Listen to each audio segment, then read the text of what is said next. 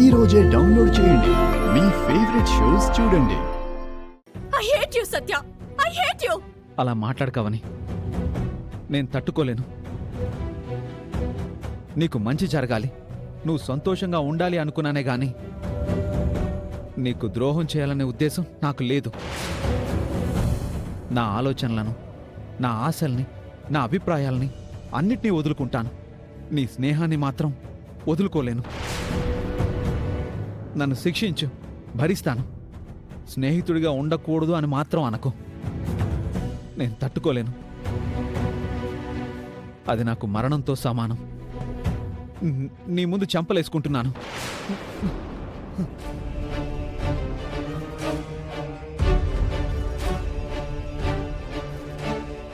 నీ కోపం చల్లారకపోతే నువ్వే నా చెంపలు వాయించు. అది నాకు కొరడాతో కొట్టడంతో సమానం. అంతేగాని ఫ్రెండ్గా యాక్సెప్ట్ చేయకుండా రిజెక్ట్ చేస్తే నా వల్ల కాదవని. ప్లీజ్, నీకు దండం పెడతాను. నీ కాళ్ళు పట్టుకుంటాను.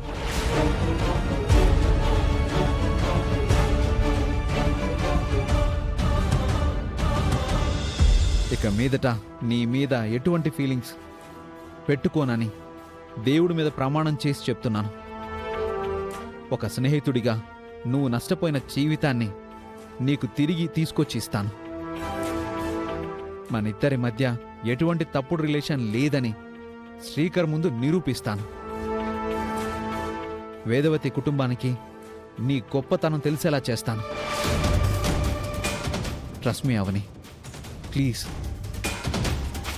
నన్ను క్షమించానని ఒక్క మాట చెప్పావని నాకు మనశ్శాంతిగా ఉంటుంది. లేదంటే ఈ తప్పు నన్ను దహించి వేస్తుంది. సరే సత్య, ఇంతగా అడుగుతున్నావు కాబట్టి క్షమిస్తున్నాను. Thank you so much. ఇక మీదట నీ మనసులోకి ఎటువంటి చెడు ఆలోచన రాకూడదు. మనం స్నేహంగా ఉందాం. మన మధ్య స్నేహం మాత్రమే ఉండాలి. అలాగే. అత్తయ్య వాళ్లకు రాబోయే ప్రమాదానికి పరిష్కారం ఏంటి? ఎలా డీల్ చేయాలో నేను చూసుకుంటాను. ఏదో విధంగా కేసు రీఓపెన్ చేయిస్తాను. సుప్రీంకోర్టు వరకైనా వెళ్తాను. వాళ్ళకి న్యాయం జరిగేటట్టు నేను చూసుకుంటాను. వాళ్ళకి ఎటువంటి ఇబ్బంది కలగకుండా చూసుకుంటాను. ఇక మీదట నా ధ్యేయం ఒక్కటే, నిన్ను శ్రీకర్ని కలపడం.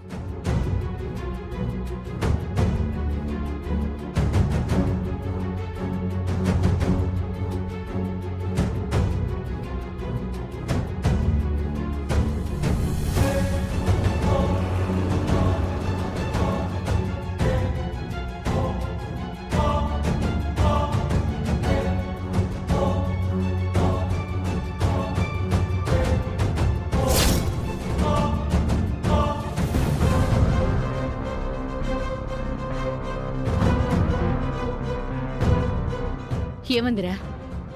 అవని క్షమించేసిందమ్మా. తను మంచిది కాబట్టి క్షమించేసింది. మరొకరైతే పర్యవసానం వేరేగా ఉండేది. అవునమ్మా.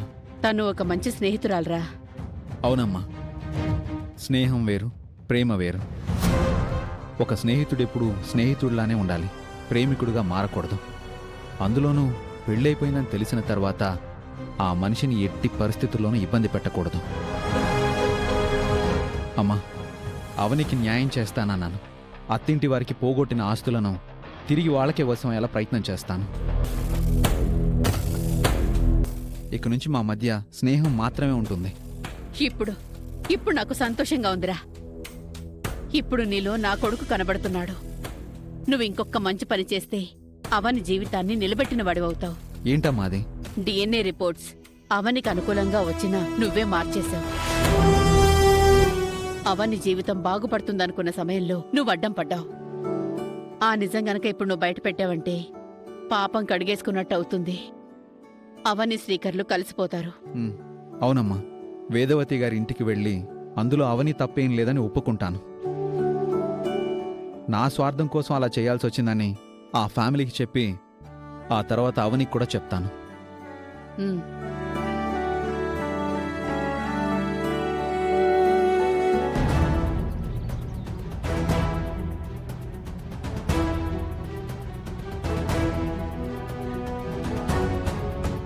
ఏమైందవని? సత్యాన్ని కలిసావా? అతనికి ఏం సంబంధం లేదు కదా. మీ అత్తగారు వాళ్లే అంతా కల్పించుకుని ఊహించుకుని ఇష్టం వచ్చినట్టు మాట్లాడారు కదూ. సత్యకు సంబంధం ఉంది బావా.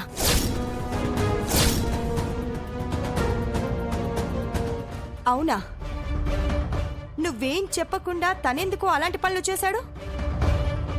ఇంతకు ముందు నా కూతురు కనిపించకుండా పోయినప్పుడు కూడా నా ప్రమేయం లేకుండా అత్తయ్యని అరెస్ట్ చేయించాడు. ఇప్పుడు కూడా కోర్టులో అత్తయ్య వాళ్ళు ఓడిపోయినట్టు చేశాడు. అలా ఎందుకు చేశాడంటే నాతో బంధం ఏర్పరచుకోవడానికి.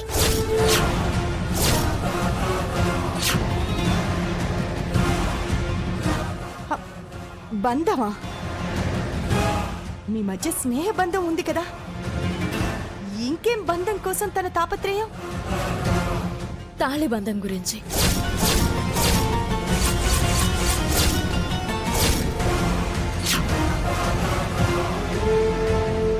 అసలు నువ్వు ఏమంటున్నావు అవని? అవునక్క, సత్య వాళ్ళమ్మ అన్ని విషయాలు నా దగ్గర చెప్పింది.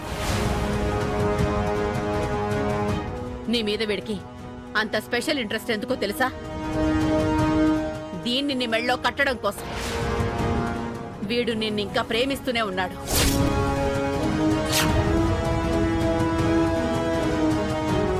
వాడి మనసులో అంత స్వార్థం ఉందా? కాలేజీలో నన్ను ఇష్టపడ్డాడంట. ఆ విషయం ఓ రోజు బయటపడ్డాడు. అప్పుడు నేను చెప్పవలసింది చెప్పాను. మారిపోయాడు అనుకున్నాను. నా మీద ఆశలు వదులుకున్నాడు అనుకున్నాను. నాలాంటి అమ్మాయి దొరికితే పెళ్లి చేసుకుంటానని మాటిచ్చాడు. కానీ ఇంకా నా గురించి వెయిట్ చేస్తున్నాడని అనుకోలేదు. వాణ్ణి వదలకూడదవని. ఇప్పుడే వెళ్ళి వాడి సంగతి ఏంటో చూస్తాను. వద్దు బావా. చేసిన తప్పుకి పశ్చాత్తాపం చెందాడు. అందుకని వాణ్ణి క్షమించేశావా ఏంటి? క్షమించడం నాకున్న ఏకైక మంచి అలవాటు. కొన్నిసార్లు అదే నా చెడు అలవాటుగా కూడా మారుతూ ఉంటుంది. ఫ్రెండ్ని శ్రేయోభిలాషిని అంటూ నీకు దగ్గరయ్యి మేలు చేస్తున్నట్టుగా నటిస్తూ ఎంత నడిపించాడు వెధవా. అతను నా మనసుని మాత్రమే కోరుకున్నందుకు మంచివాడని అనుకోవాలో, నా భర్త నుంచి నేను దూరం కావడానికి కారకుడైనందుకు చెడ్డవాడని అనుకోవాలో అర్థం కావడం లేదు. అవని, కంటికి కనిపించకుండా నమ్మక ద్రోహం చేసే మిత్రుడి కంటే కంటి ముందు కనిపించే శత్రువే నయం. ఇంకా వాణ్ణి నువ్వు దూరం పెట్టడమే మంచిది. నీ దయార్థ హృదయంతో వాణ్ణి నువ్వు క్షమించావు గాని ఈసారి మన ఇంటికి రాని వాడి తోలొలుస్తాను. అత్తయ్య వాళ్ళ ఇంటికి వెళ్ళొస్తాను. ఎందుకు? సత్య కేసు రీఓపెన్ చేసి అత్తయ్య వాళ్ళకి న్యాయం జరిపిస్తానని నాకు మాటిచ్చాడు. ఈ విషయం అత్తయ్య వాళ్ళకి చెప్పొస్తాను.